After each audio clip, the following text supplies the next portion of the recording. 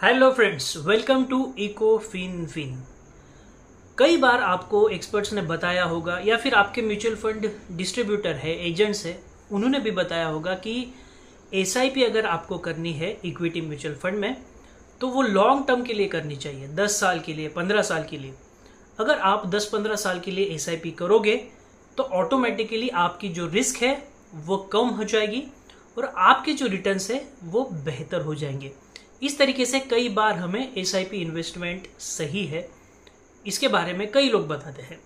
लेकिन हाल ही में मैंने एक आर्टिकल पढ़ा और वो आर्टिकल पढ़ने के बाद में मैं शॉक हो गया कि 15 साल बेस्ट म्यूचुअल फंड में भी आप अगर एसआईपी करोगे तो हो सकता है कि आपके रिटर्न्स 3-4% के बराबर हो, यानी सेविंग्स अकाउंट या फिर एफडी से भी कम आपके रिटर्न्स हो सकते हैं। यह आर्टिकल लिखा गया था फ्री फिनकैल नाम की एक वेबसाइट है। मिस्टर पट्टू जो कि मैथमेटिशियन है, काफ़ी अच्छे आर्टिकल्स लिखते हैं म्यूचुअल फंड्स के बारे में। उनके बहुत सारे आर्टिकल्स काफ़ी टेक्निकल होते हैं, शायद आप और मेरे जैसे लोगों को समझ ना आए, लेकिन उनका जो स्टडी है वो काफ़ी तगड़ा है म्यूचुअल फंड्स के बारे में। और उन्हीं का जो आर्टिकल है वो मैं पढ़ रहा था। मैं कोई भी paid promotion by the way नहीं कर रहा हूँ, लेकिन उस आर्टिकल का जो सारांश है, क्रक्स है, वो मैं आपको बताने की कोशिश करूँगा। उन्होंने क्या किया, 2003 से लेके 2008 तक मार्केट में जो निफ्टी है उसकी एसआईपी की, ठीक है, और उसके रिटर्न्स कैसे वेरी होते हैं इसके बारे में उन्होंने डिस्कशन किया। तो उसमें स्टार्टिंग में क्या हुआ कि 2003 में तो बुल रन था जैसे कि अभी है। तो बुल रन में अगर आप मान लो एसआईपी शुरू करते हो तो आपकी एसआईपी की एज कम होती है, 1 साल होती है, 2 साल होती है, और मार्केट अपवर्ड ट्रेंड में होता है। तो उस वक्त है ना, आपके एसआईपी के रिटर्न्स काफ़ी तगड़े आपको नजर आएंगे, 30%, 40%, किसी किसी के 50% भी आएंगे। अगर आप में से किसी ने 2022 या 21 के बाद में एसआईपी शुरू की होगी तो जाके आप अपने एक्सआईआरआर देखिए, वो भी कुछ इसी प्रकार के आपको दिखने को मिलेंगे, 35%, 40%। और अब ये जो शॉर्ट टर्म के रिटर्न्स है वो देखने के बाद में ना आप एक अनुमान लगा लेते हो कि आने वाले दिनों में मेरे इतने ही रिटर्न्स बनेंगे, ठीक है। और फिर आपके वो दिमाग में सब कैलकुलेशन शुरू हो जाता है कि मैं 5 साल में करोड़पति हो जाऊंगा, 10 साल में मेरा कॉर्पस जो है वो 2 करोड़ का, वगैरह वगैरह। तो स्टार्टिंग के फेज में जो है वो एक्सआईआरआर ज़्यादा दिखा रहे थे, उनके भी जो स्टडी थी उसमें। फिर 2008 में एक बड़ा क्रैश आ जाता है, वो लेमन्स ब्रदर क्राइसिस वगैरह होता है। तो उस क्राइसिस में जो है वो रिटर्न्स जो है वो काफ़ी कम हो जाते हैं। और फिर 2013-14 के बाद में जो रिटर्न्स है वो कई हद तक जो है उसकी वोलेटिलिटी जो है अप एंड डाउन की वो कम हो जाती है।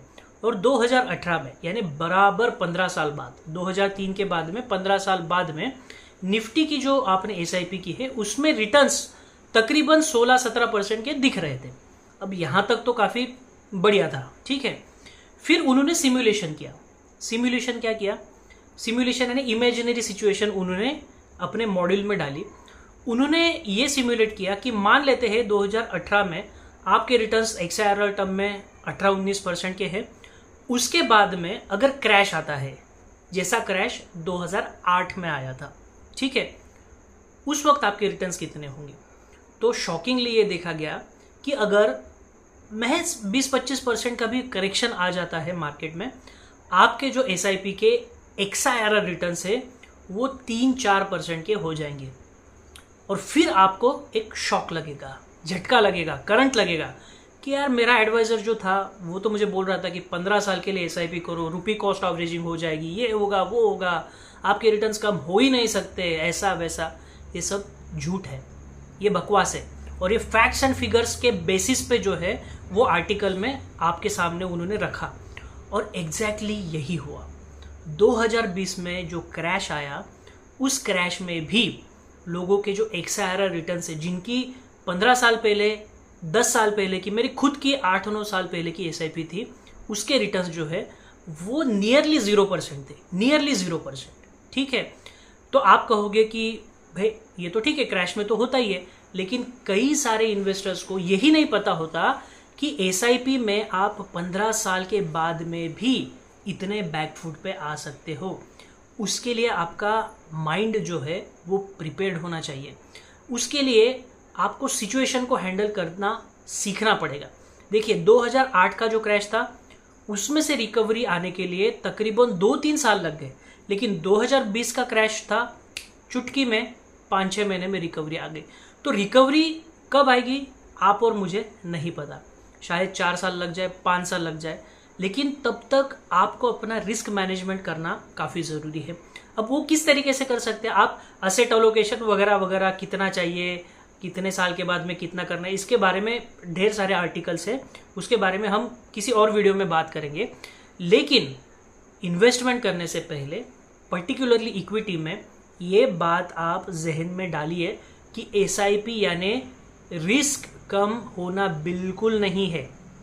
एसआईपी अच्छी है, मैं कोई बुराइयां नहीं कर रहा हूं, लेकिन एसआईपी एक जरिया है जिसके थ्रू आप मार्केट में पार्टिसिपेट करते हो। रिटेल इन्वेस्टर पार्टिसिपेट करता है, ठीक है, लेकिन एसआईपी रिस्क कम करती है, ये सरासर झूठ है।